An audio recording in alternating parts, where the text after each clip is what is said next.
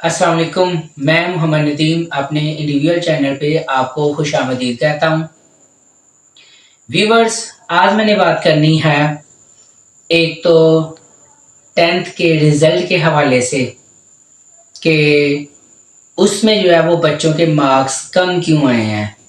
9th में उन्होंने 90% marks लिए हैं, 90+ % मार्क्स लिए हैं और 10th में जो है ना उनके मुश्किल ही 60% 70% जो है वो मार्क्स आए हैं। तो इसकी क्या रीज़न है, एक तो मैंने ये बात करनी है और दूसरा जो बहुत अहम बात मैंने करनी है जो कि बोर्ड की हिस्ट्री में पहली बार जो है वो ऐसा हुआ है, जहाँ तक मेरा नॉलेज है ऐसा जो है वो कानून उन्होंने पेश किया जिसमें ये जिनकी सैपली आई है या सैपलीज आई हैं 2 3 4 5 6 7 8 जो है सैपलीज आई हैं, उनका जो है उनके लिए बहुत बड़ी खुशखबरी है,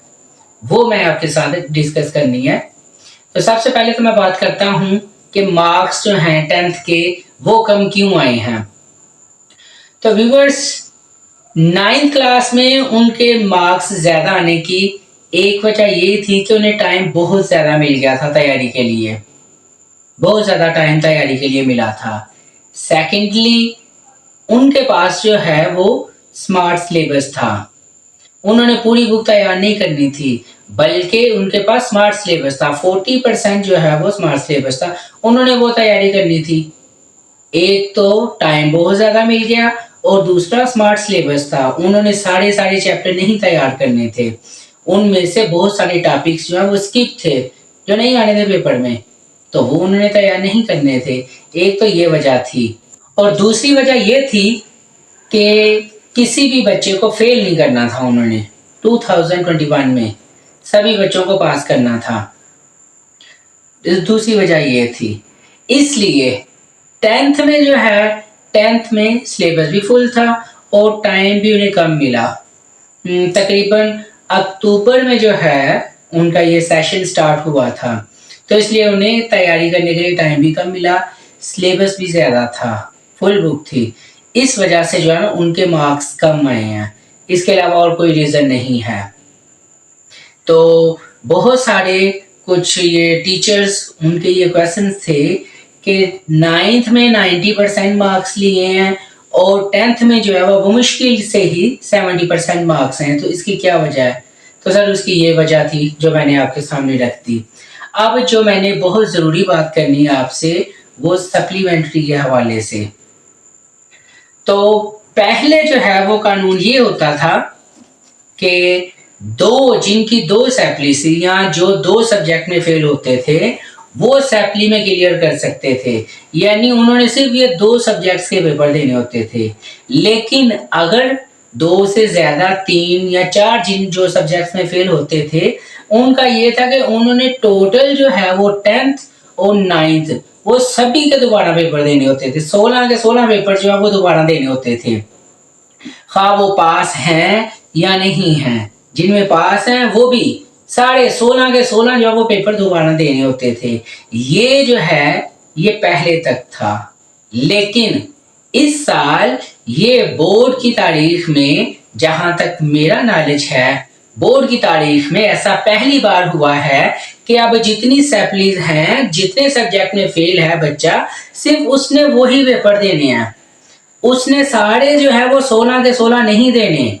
9th के उसने दोबारा नहीं देने, 10th के दोबारा नहीं देने, सिर्फ जिन सब्जेक्ट्स में वो फेल है बच्चा सिर्फ उसने वो देने हैं, खा वो 1 में फेल हो, 2 में फेल हो, 3 में, 4 में, 5 में, 6 में, 7 में या 8 में,